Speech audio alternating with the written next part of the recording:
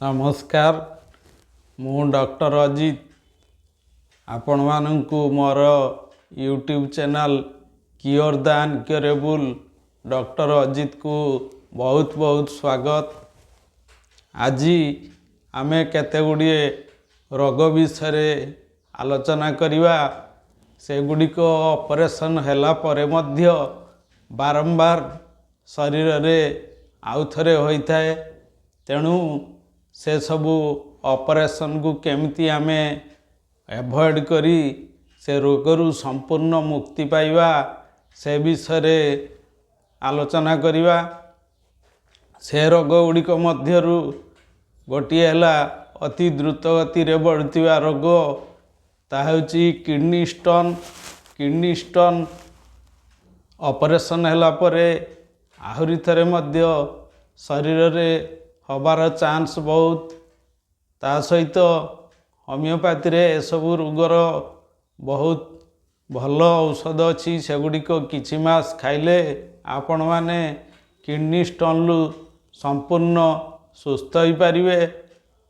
पित्तकोश रे पत्थर gall stone ए स्टोन टी मेल्ट होबारे टिके टाइम लगी थाए। कहीं ना पित्तकोश रो देई कम परिमाण रे पानी पास करथाए। तेणु ताहा समय सापेक्ष।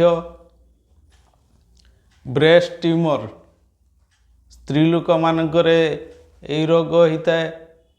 ता सहित ब्रेस्ट फाइब्रोएडिनोमा ब्रेस्ट सिस्ट ए सबू रोग गुड़िक हठात आपण माने ऑपरेशन होई भल होमियोपैथी डाक्तर को परामर्श रे औषध खातु। देखिए आपण माने धीरे धीरे संपूर्ण सुस्थ हो पारिबे। पाइल्स अर्श ये गोटे रोग ये मध्य आमर भूल जीवन शैली पाई अति द्रुत गति रे बढ़ी बढ़ी चलची। तेणु आपण माने एहाकू ऑपरेशन न करी औषध खातु।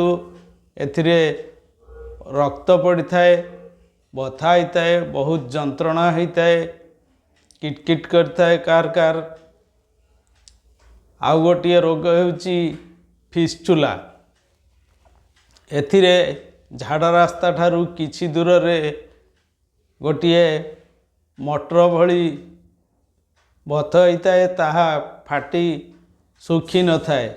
सेथिरे बारंबार पूज आउ अठालिया पदार्थ बाहर थाए।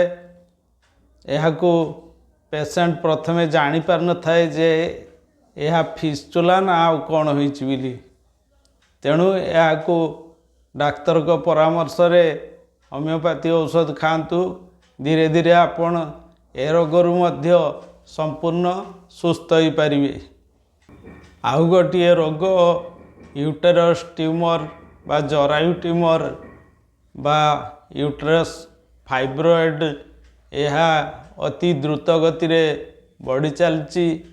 एई रोग रे महिला मानकर अत्यधिक रक्तस्राव होता है जहाँकि बंद हो न थाए।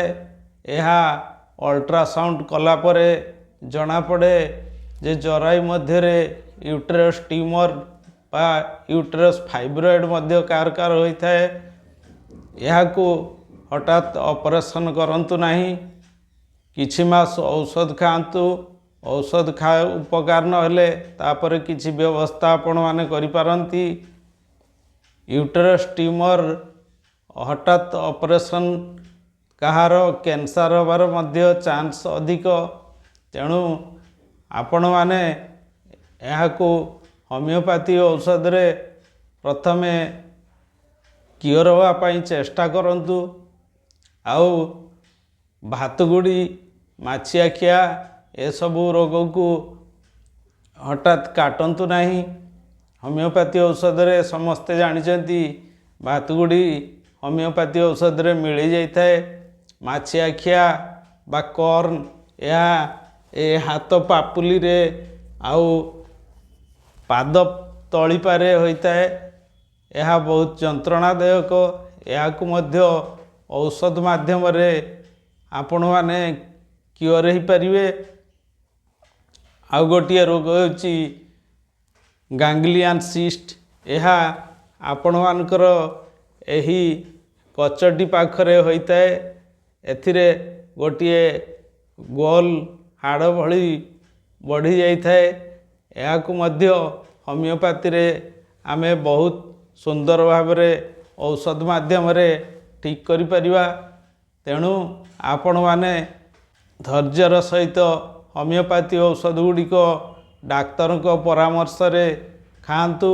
ଦେଖିବେ ଆପଣମାନେ ବହୁତ ଗୁଡ଼ିଏ ରୋଗକୁ ବିନା ଅସ୍ତ୍ରୋପଚାରରେ ସୁନ୍ଦର ଭାବେ ଠିକ୍ ହେଇପାରିବେ। ଯେଉଁମାନେ ବହୁଦିନ ଧରି hydrocele, hernia, piles, fistula, breast tumour, uterus tumour, ମାଛିଆଖିଆ, ବାତୁଗୁଡ଼ି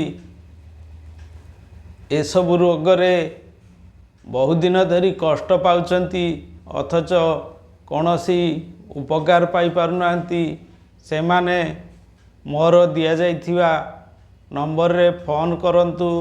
ଆମର କ୍ଲିନିକ୍ ବାଲେଶ୍ୱର ବସଷ୍ଟାଣ୍ଡ ନିକଟରେ ଅଛି। ଆପଣମାନେ ଆସି ମୋତେ ପରାମର୍ଶ କରିପାରିବେ।